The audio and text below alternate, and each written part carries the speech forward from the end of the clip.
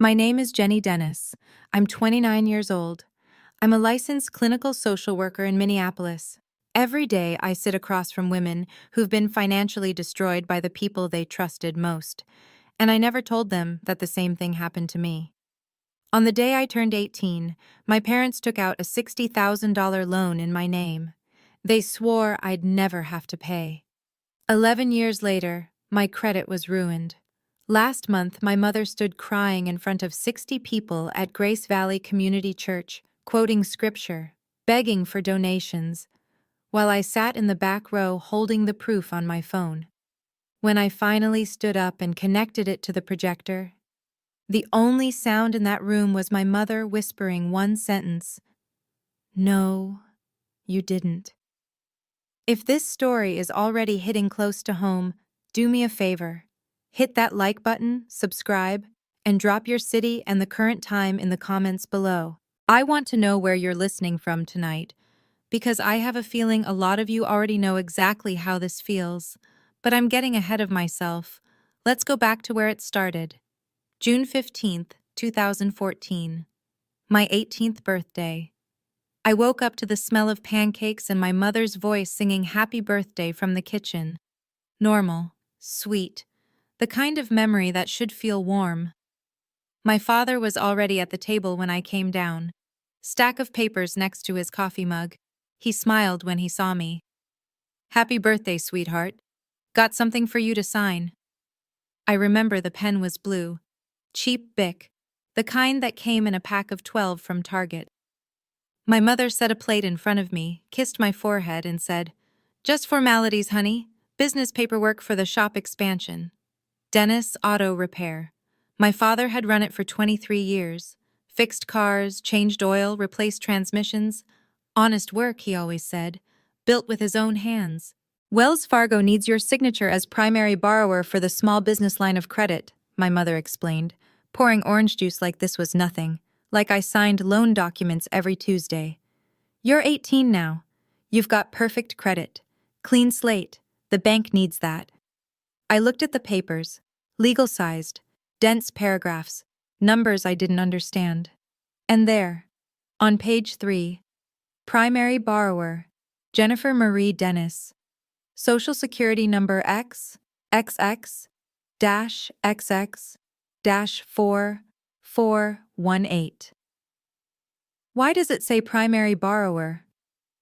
My father didn't look up from his coffee. "Banks just need a clean credit file, Jenny. Yours is perfect. Ours has some history, but the business will handle every payment. You'll never see a bill. Promise." I trusted him. Why wouldn't I? He'd taught me to ride a bike, helped with my algebra homework, showed up to every school play, and my mother was nodding, reassuring, already putting the papers in my hand. I signed. June 15th, 2014. 8:17 in the morning. Kitchen table at 1432 Southview Avenue, South Minneapolis. $60,000. Wells Fargo, small business line of credit. 7.5% APR. 84-month term. My mother collected the papers, filed them in a folder, and served me pancakes.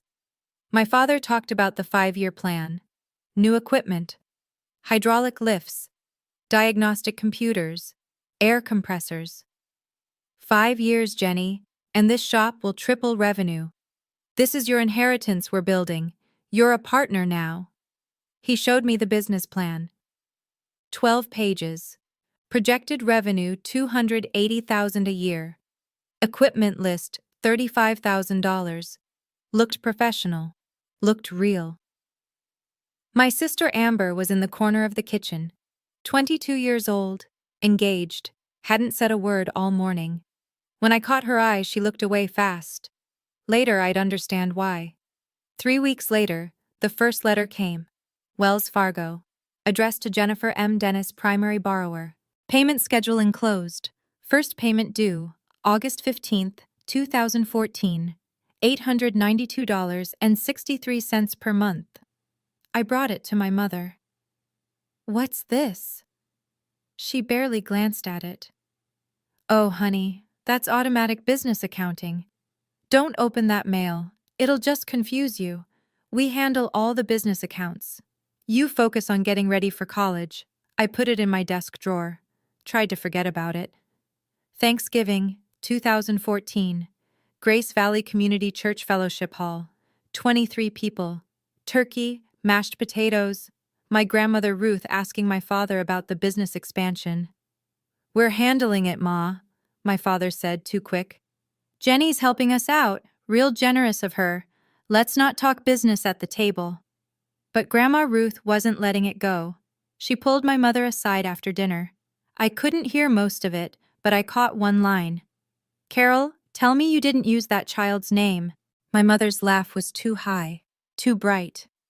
"Mother, you don't understand business. It's fine. Everything's fine." After dinner, Amber pulled me into the parking lot. November air cold enough to see our breath.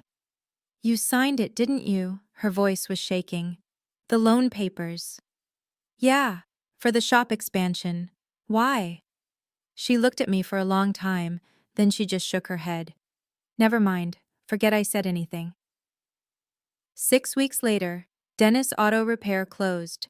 December 18th, 2014. No new equipment, no new employees. Just a sign on the door. Closed. Thank you for 20 years. I found the bank statement in the garage trash can 3 days before Christmas.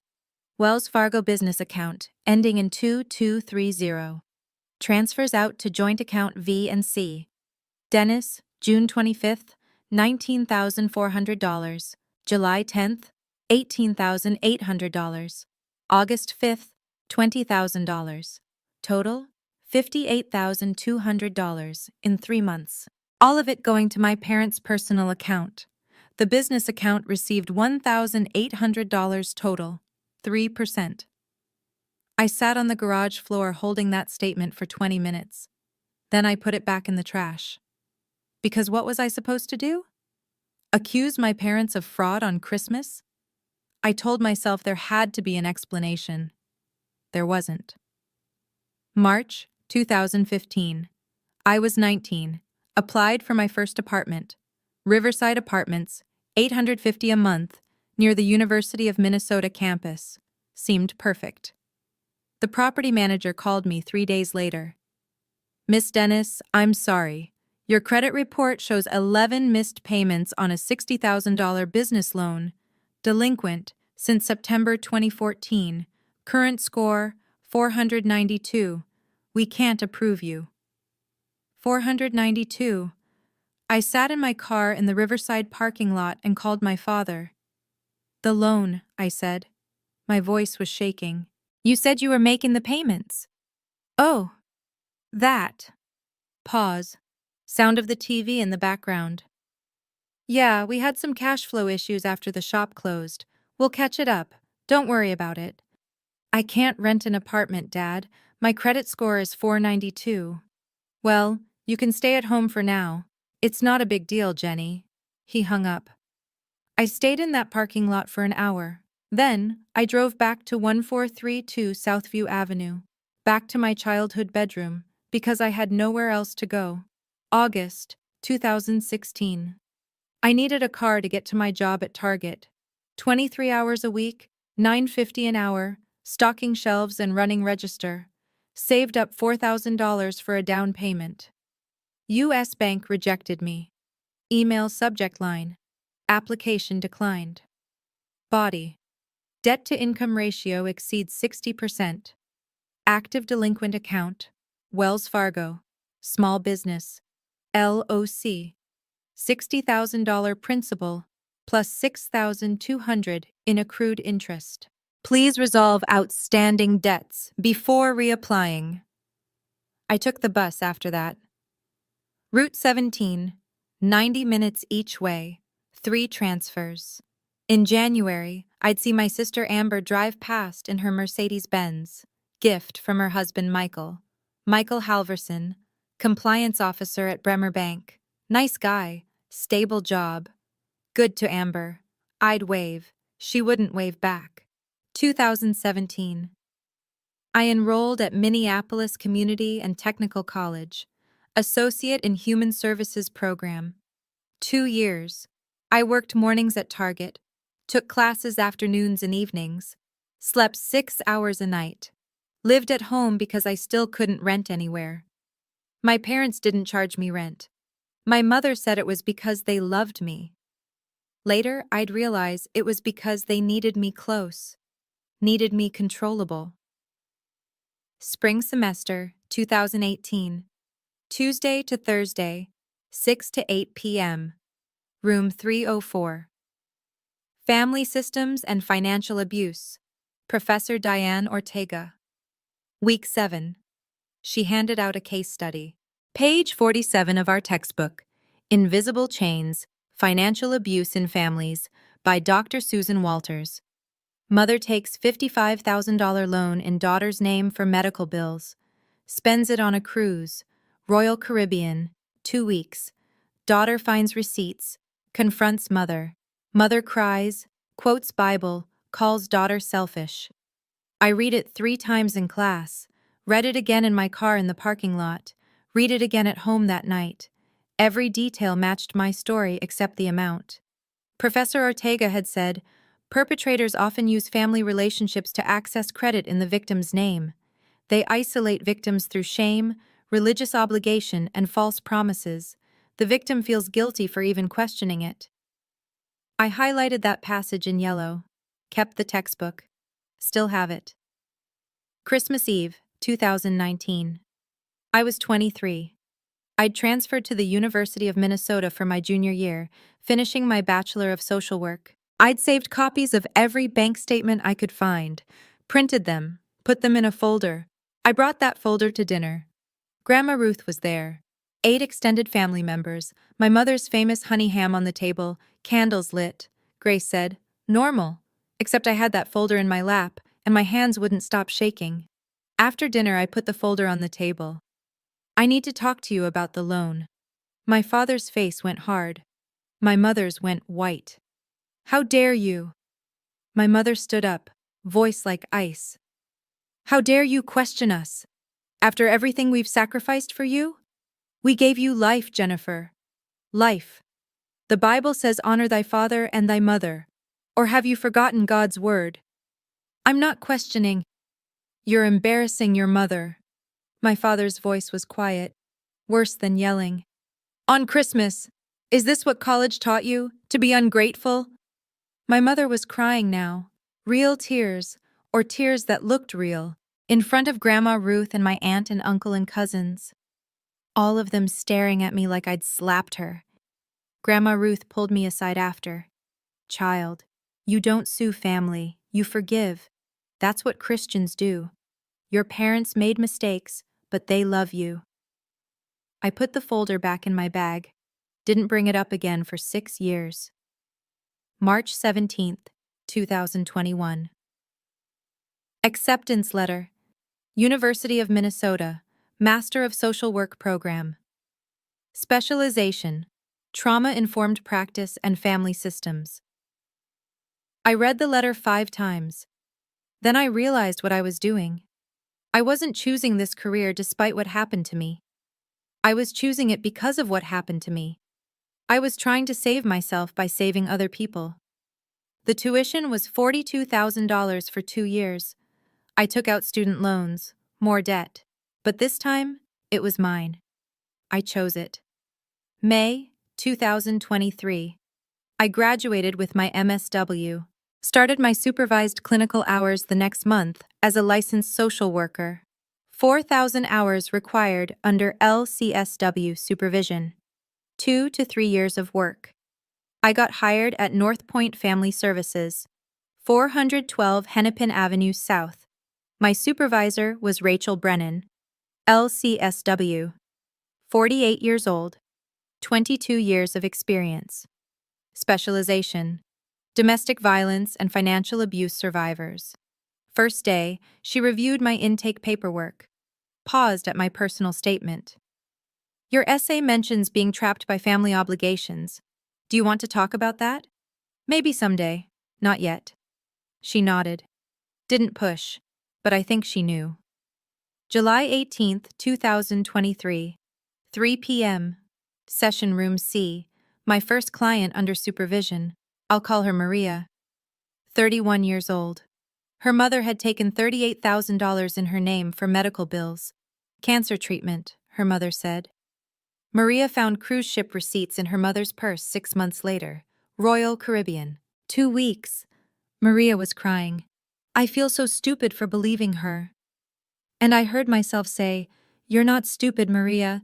You trusted someone who should have been trustworthy. That's not stupidity, that's love, and they weaponized it." Rachel was observing through the one-way mirror. After the session, I sat in my car for 20 minutes before I could drive home. Because I'd just described my own story. And I still couldn't apply those words to myself. If you're still watching this, and if any of this sounds familiar, do me a favor. Hit the like button, subscribe, drop your city in the comments. Let me know I'm not alone in this, because for a long time, I thought I was. The next 2 years, I built my caseload, 18 to 23 clients a month, most of them financial abuse cases, mothers forging signatures, fathers opening credit cards, siblings stealing inheritances. Every session, I taught them the same thing. You're not crazy. The numbers don't lie. You have the right to set boundaries. And every night, I went home to my studio apartment in North Loop, finally approved in late 2021 after 3 years of credit rebuilding, and I didn't set any boundaries with my own family. My parents would call every few months, always needed something: money, co-signature, emotional labor. I'd send what I could, which was never enough. November 2021. 17 missed calls in 3 days. Thanksgiving week. Voicemail from my mother. Your father's not well, Jenny. Blood pressure issues. We need you. Family helps family. You can't just abandon us because of some money. Call me back. This is your mother. I didn't call back. My sister Amber texted me in December. First time in 2 years. They're using you. They used me too. I'm sorry I didn't warn you sooner. I was scared. Can we talk? January 8th, 2022.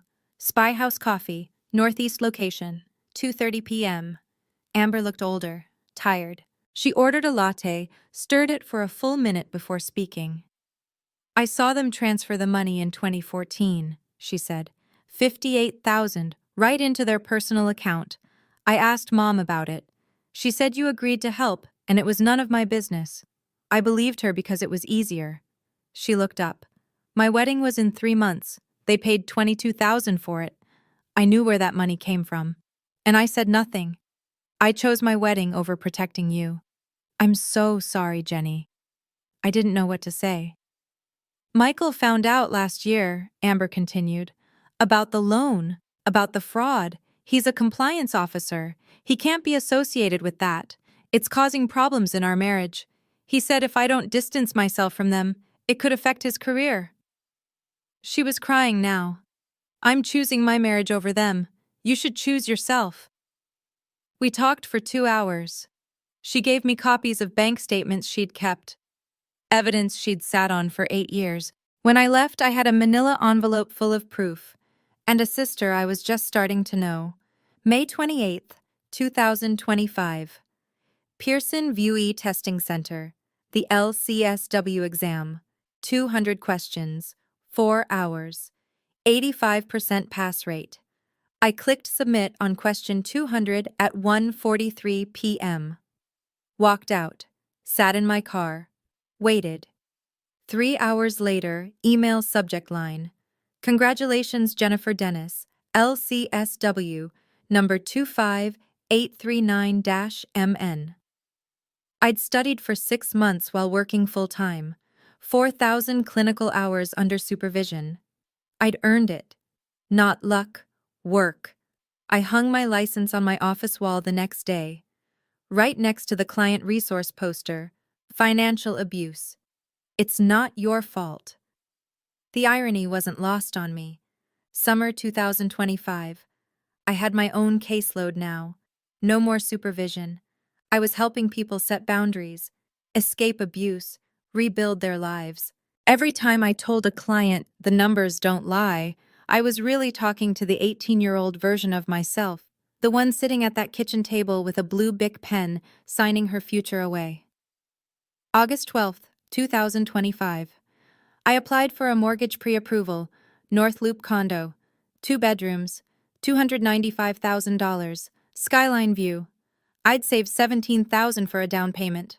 3 years of careful budgeting. Email from Affinity Plus Federal Credit Union. Pre-approval status denied. Credit score 518. Total outstanding debt $78,623. Delinquent accounts 1. Payment history 132 missed payments since 2014. 11 years. The $60,000 loan was now $78,623. Interest alone, $18,623.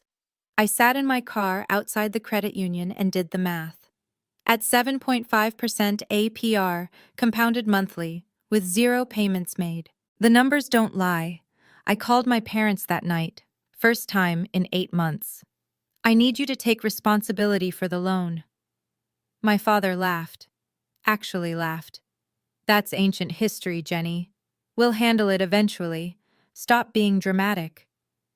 My credit score is 518. I can't buy a house. I can't.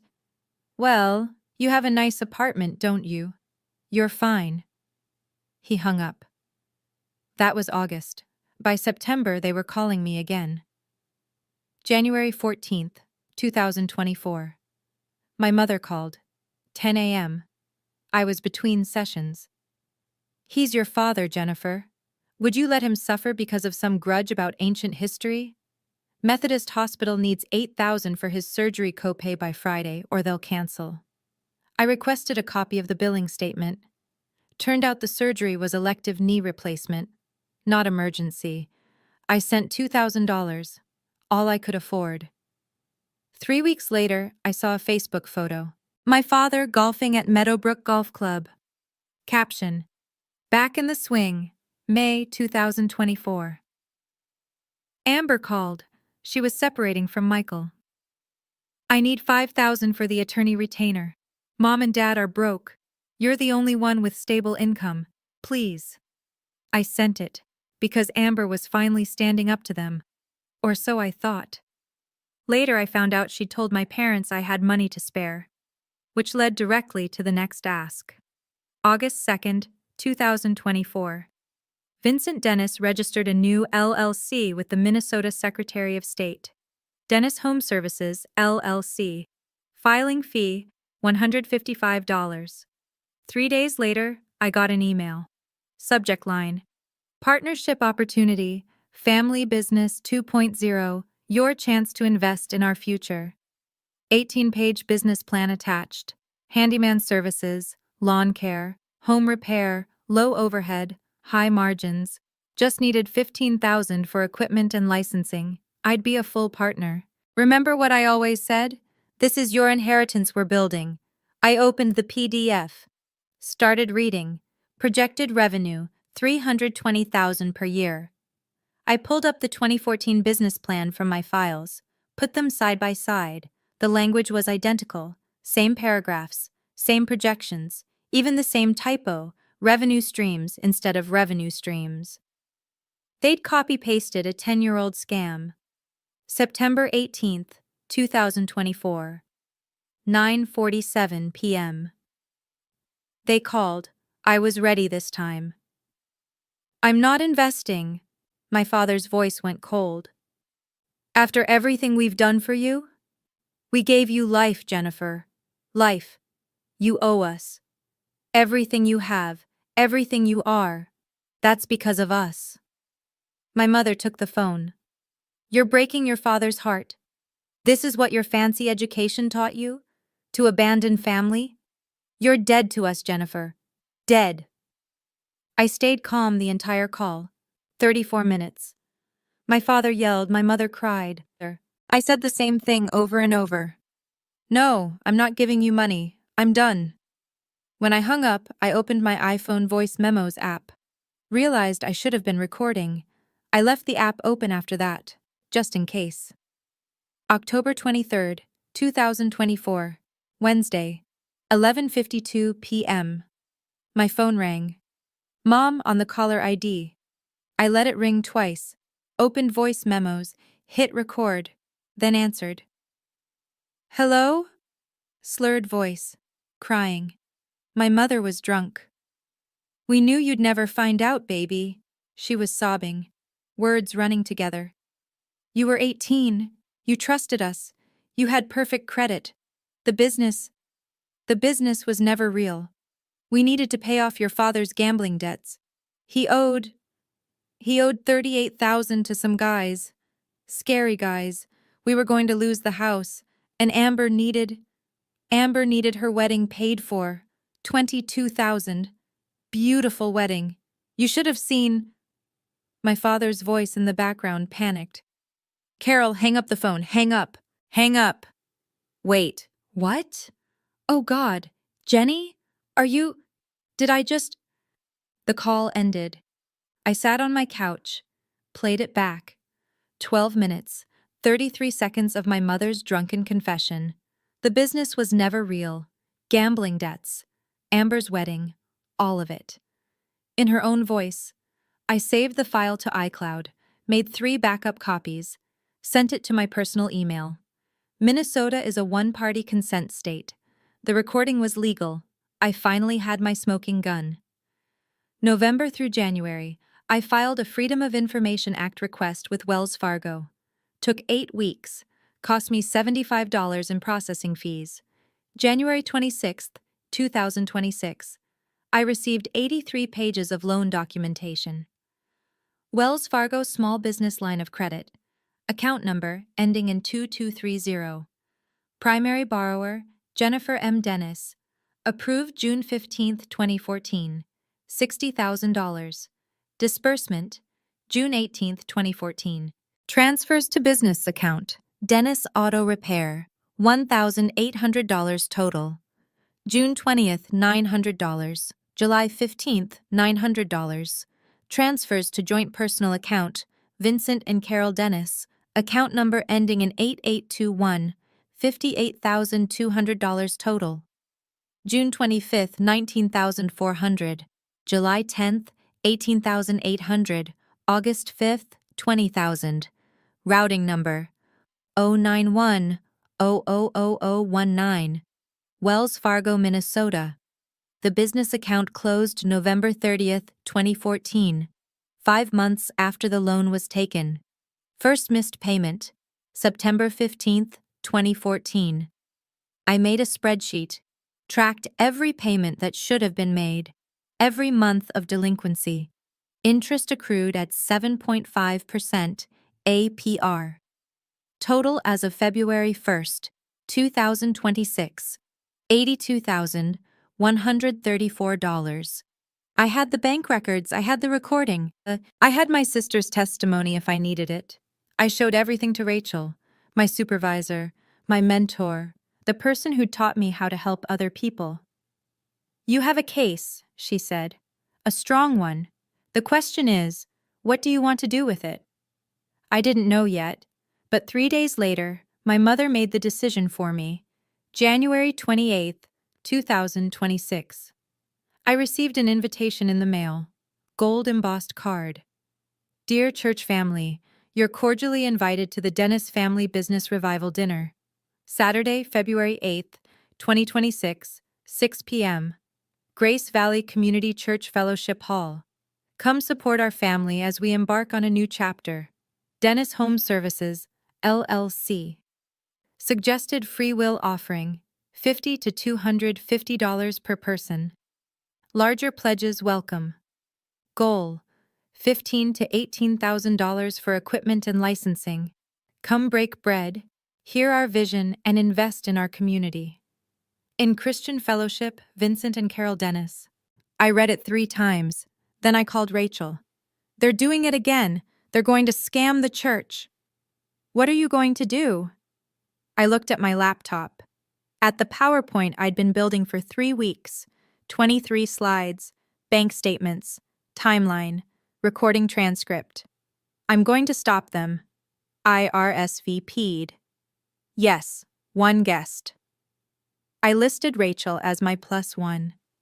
February 7th, the day before the fundraiser. My mother called. 3:15 p.m. I know we've had our difficulties, honey. Her voice was warm, sweet, the voice from my childhood. But tomorrow is about fresh starts. Your father and we've made mistakes. We're human. But we're trying. We're really trying this time. And having you there, it would mean everything. Will you say a few words tomorrow about family, about forgiveness, about moving forward together? I could picture her, sitting at the kitchen table at 1432 Southview, thinking she'd won. Sure, Mom. I'll say a few words about family, I promise. I added one more slide to my presentation, photo of myself at 18, sitting at that same kitchen table, signing those loan papers, blue Bic pen in my hand, trusting, young. I titled it, June 15th, 2014, The Day I Trusted Them. February 8th, 2026, 5:45 p.m. Rachel and I arrived at Grace Valley Community Church. The fellowship hall was decorated, round tables with white tablecloths, banner across the front, Dennis family, building tomorrow together. Donation envelopes at each place setting, pre-addressed to Dennis Home Services, LLC. Free will offering basket up front next to the projector screen. Pastor Williams was greeting people at the door. Church members I hadn't seen in years. Amber's ex-husband Michael wasn't there. They'd divorced 3 weeks earlier. But Amber was in the back. Grandma Ruth was in her wheelchair, 84 years old now. Extended family. Church friends, 63 people total. My father saw me walk in, waved, smiled, whispered something to my mother. She looked at me, smiled, relief on her face. They thought I'd come to support them. 6 p.m. Pastor Williams called everyone to their seats, opened with a prayer, thanked everyone for coming. My father stood up, took the microphone. Folks, Carol and I have been blessed by this community for 32 years. We raised our girls here, got married here, buried my father here. Grace Valley isn't just a church, it's family. Heads nodding, amens. Now we're asking you to invest in something bigger than us, a family legacy. Dennis Home Services will employ local workers, serve local families, provide affordable handyman services to seniors on fixed incomes. He clicked to his first slide. Stock photos, projected revenue models, photoshopped logo. We just need 15 to 18,000 in seed funding to purchase equipment, secure licensing, and launch. Your investment isn't just financial, it's spiritual. You're investing in redemption, in second chances, in the power of community. People were writing checks, filling out donation envelopes, $50 bills, $100 bills, going into the basket. My father clicked through 8 slides, testimonials, equipment lists, timeline, all of it fake. He finished. Thank you all. And now, I'd like to invite my wife Carol to share from her heart. My mother stood, took the microphone. I watched her transform, tears on cue, voice shaking just right. Some of you know we've had a difficult decade. Business struggles, health scares, family tensions. She looked at me. Our daughter Jenny, bless her heart, she's struggled to understand the sacrifices parents make, the hard choices. But tonight, she's here. Gesture toward me. And I truly believe, God is healing our family. Scripture says, honor thy father and thy mother. Jenny learned that here, in this very church, in Sunday school. And tonight, I see that teaching bearing fruit. Grandma Ruth was reaching for her checkbook. $500 already half written. My mother smiled at me. Honey, would you like to say a few words about what family means? About forgiveness? The room went quiet. All eyes on me. I stood up, picked up my laptop bag, walked to the front. My mother extended the microphone toward me, confident, expecting testimony. I didn't take the microphone. I set my laptop on the presentation table, pulled out my HDMI cable.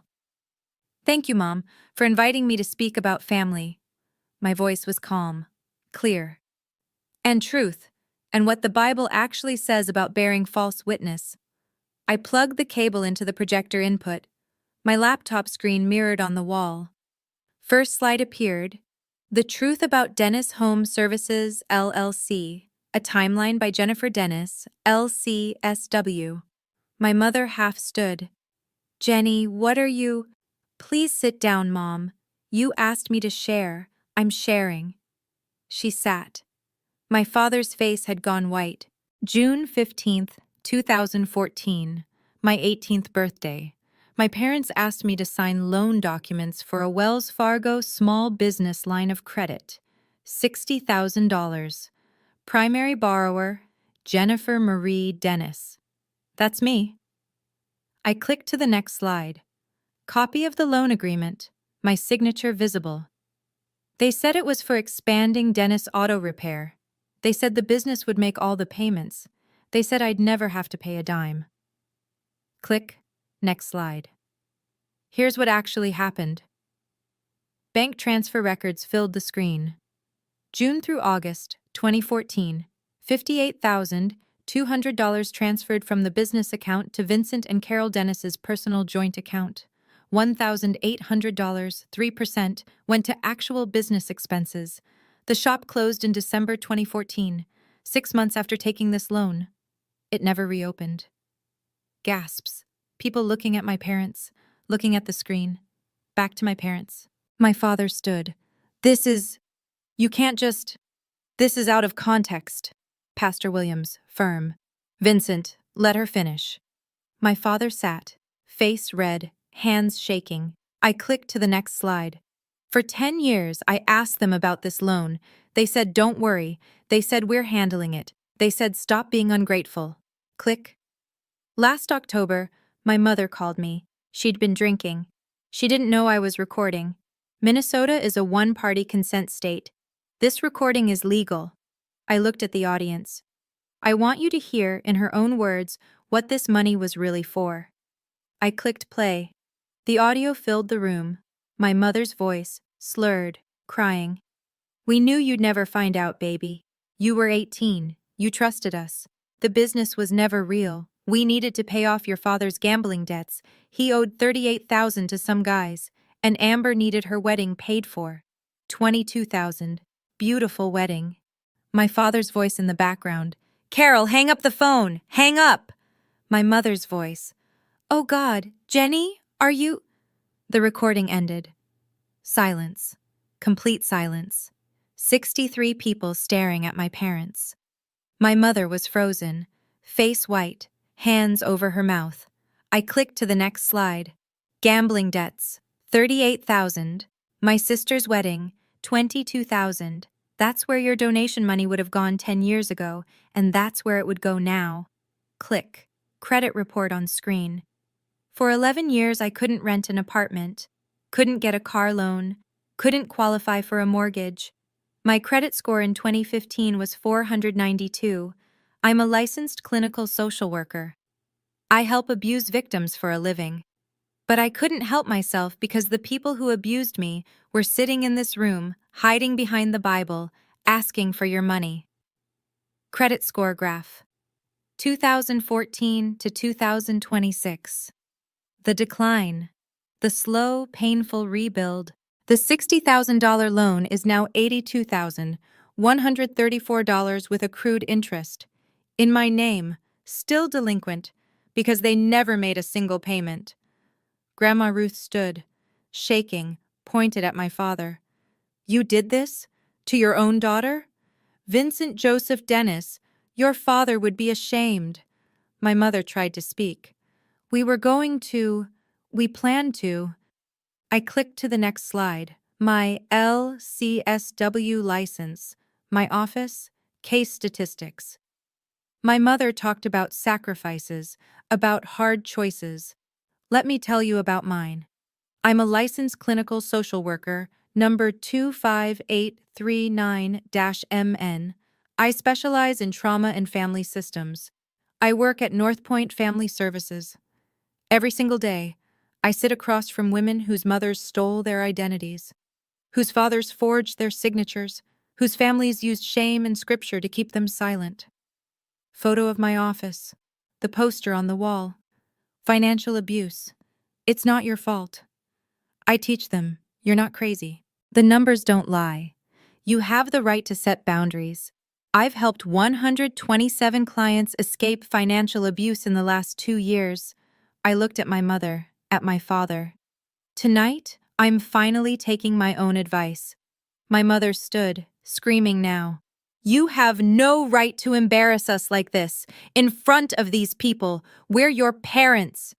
I didn't raise my voice. And I'm your victim. Sit down, Mom. She sat, crying. Real crying this time. Not performance. I clicked to the final slide.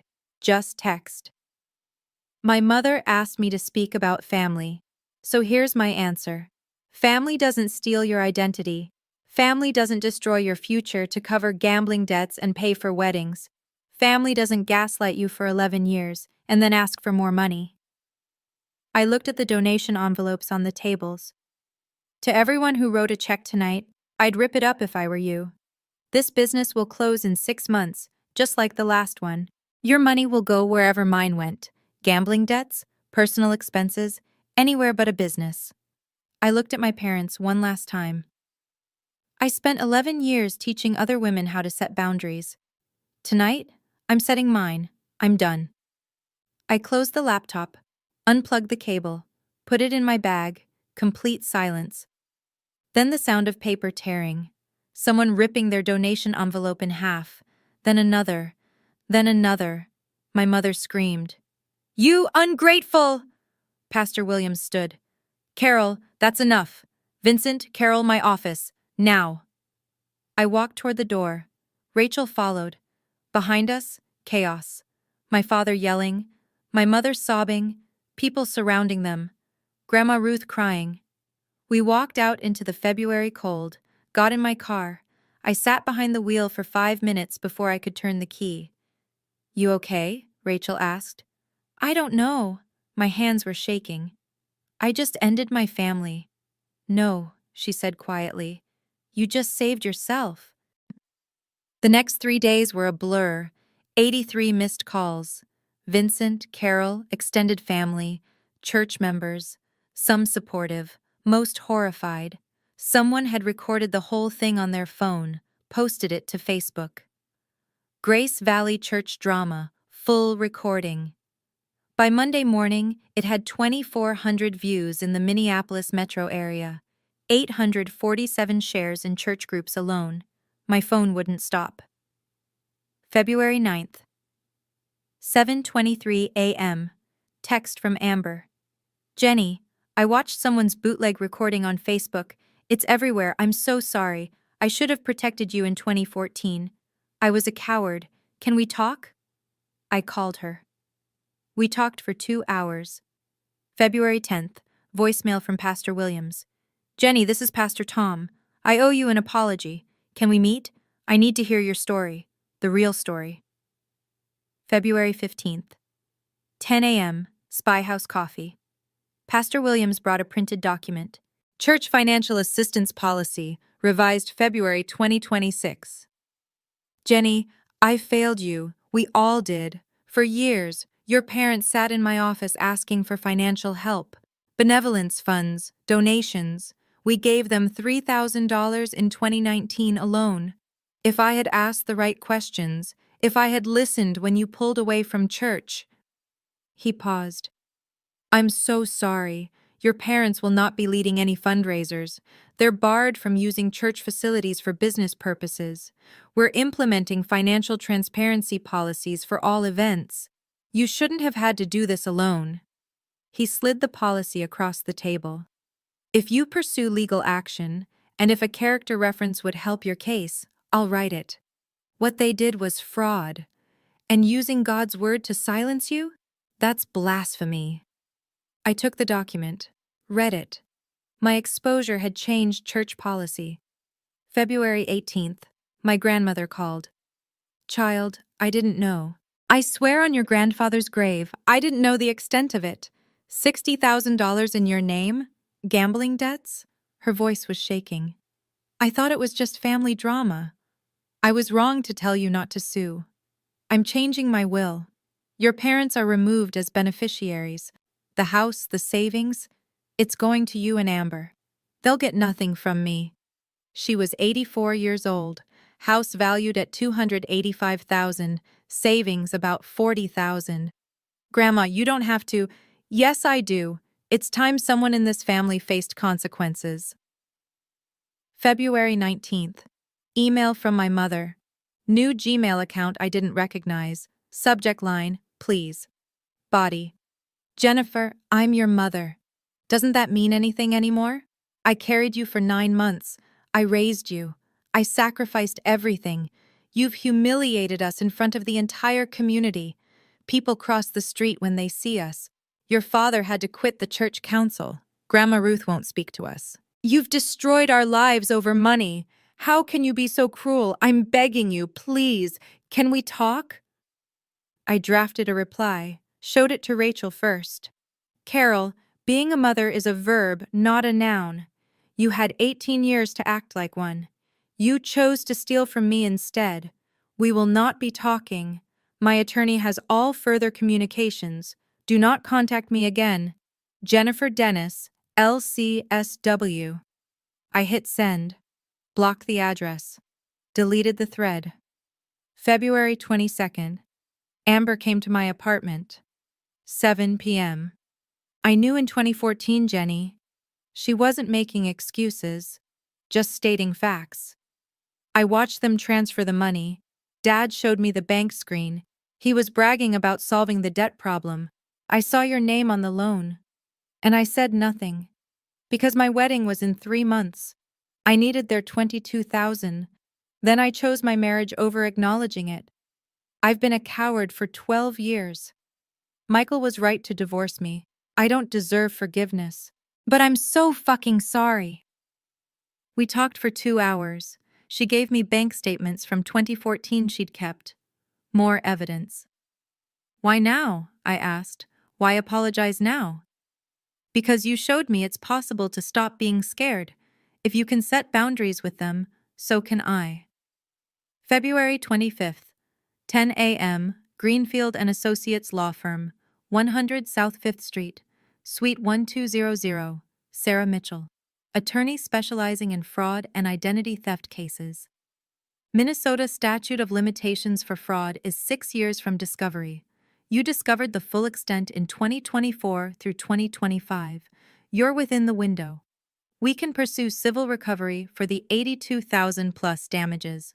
Criminal charges, identity theft, fraud, those are possible but would require cooperation from the district attorney. She reviewed my evidence, bank records, recording, timeline. The recording is admissible. The bank records are ironclad. You have an exceptionally strong case. What do you want, Jenny? Money, jail time, an apology? I thought about it. I want my credit fixed. I want them to face consequences, and I want a legal document that says they can never contact me again. That's all. We can do that. Retainer. $5,000. Everything I'd saved in the last 6 months. I signed. February 27th.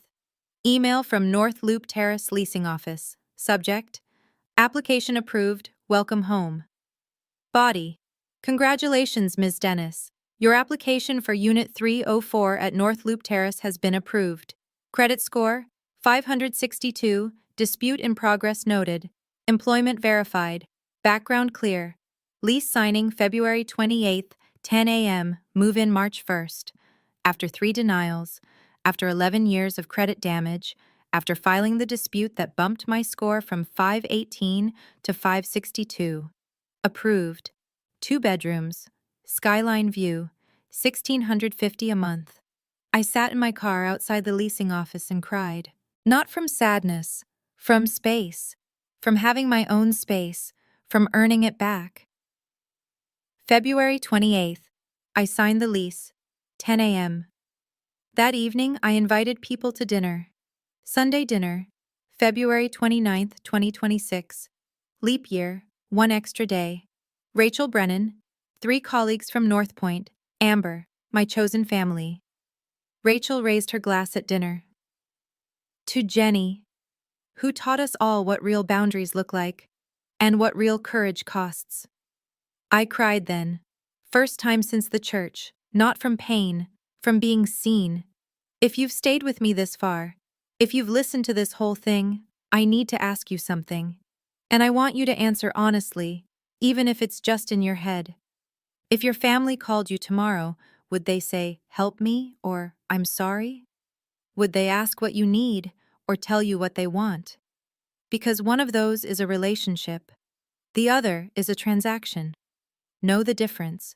3 weeks since the church. My phone doesn't ring with guilt trips anymore. My inbox doesn't fill with manipulation. My chest doesn't tighten when I think about family obligations. For the first time in 11 years, I sleep through the night. No nightmares about credit denials. No anxiety about the next ask for money. No shame about being a bad daughter. I'm not a bad daughter. I never was. I was a good daughter to bad parents. People ask if I regret exposing my parents publicly, if I went too far, if I should have handled it privately. Here's my answer. I regret the 11 years I didn't speak up. I regret every apartment I couldn't rent, every car I couldn't buy, every night I taught other women to set boundaries while I had none of my own. I regret believing that love meant accepting abuse. I don't regret the one moment I told the truth. My credit score is rebuilding. 562 and climbing. The civil case is moving forward. My attorney says we'll likely settle out of court. My parents can't afford to fight this. My career is stronger than ever. 8 of my current clients filed legal action against family financial abusers in February, up from 2 in January.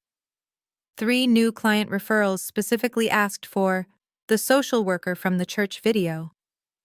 North Point asked me to develop a training module. Therapeutic boundaries when helping professionals are also victims. I said yes. I'm becoming the face of something bigger than one family's fraud, bigger than one daughter's rebellion. I'm becoming the voice that says, "You don't owe anyone your destruction, not even the people who gave you life." So here's what I want you to take from this. You're not crazy. The people who hurt you want you to think you are, because it's easier to control someone who doubts themselves. But you're not crazy. The numbers don't lie. Whether it's dollars or days or phone calls or broken promises, the numbers tell the truth. Document everything, save everything. The numbers will save you. And family is supposed to be a sanctuary, not a transaction. If every interaction is them asking and you giving, if every conversation is guilt and obligation, if they only call when they need something, that's not family. That's exploitation. I teach women how to recognize financial abuse for a living.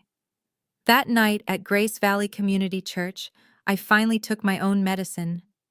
And I'm never apologizing for it again. The numbers don't lie. And neither should you. So one more time, for the people in the back, for the people who need to hear this. If your family calls you tomorrow, will they say, "Help me," or "I'm sorry"? Will they ask what you need, or tell you what they want? Drop your answer in the comments, because sometimes seeing it in writing is what finally sets you free.